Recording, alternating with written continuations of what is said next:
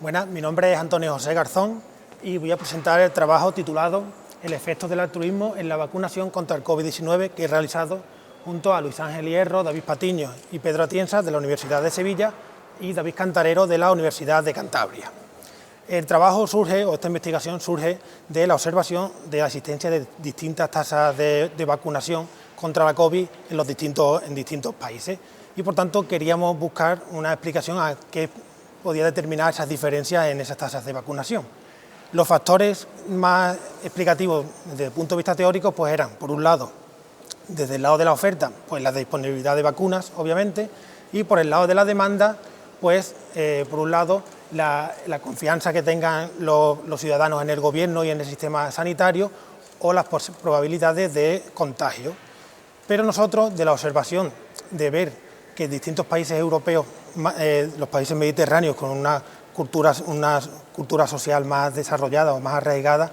se observaba que tenían unas tasas de vacunación más altas que otros países y por tanto queríamos analizar si podía ser que la existencia de una especie de altruismo o de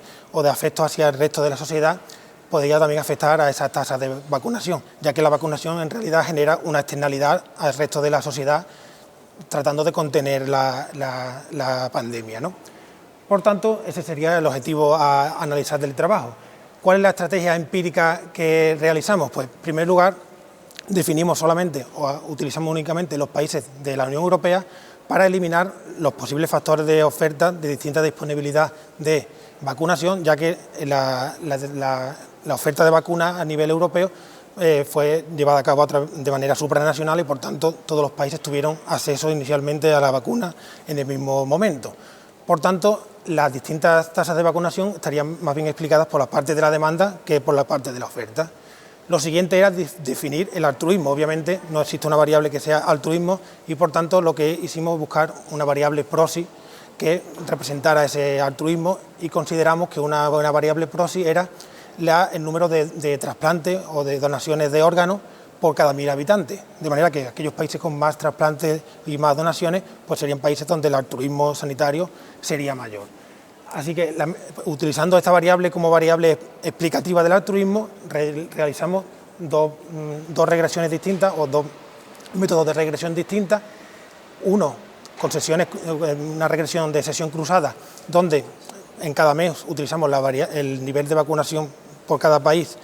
y con una regresión sobre las diferentes variables explicativas, entre ellas el altruismo, y dos variables de control que añadíamos, que eran un índice de polarización política y también una variable que indica los países que pertenecían antiguamente al bloque del Este, ya que esos países tenían más desconfianza en los gobiernos. Y posteriormente también utilizamos el valor alcanzado en el punto máximo del proceso de vacunación como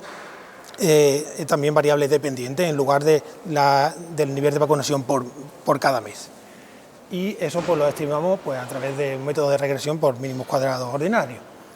¿Cuáles son los resultados principales que obtenemos? En primer lugar es que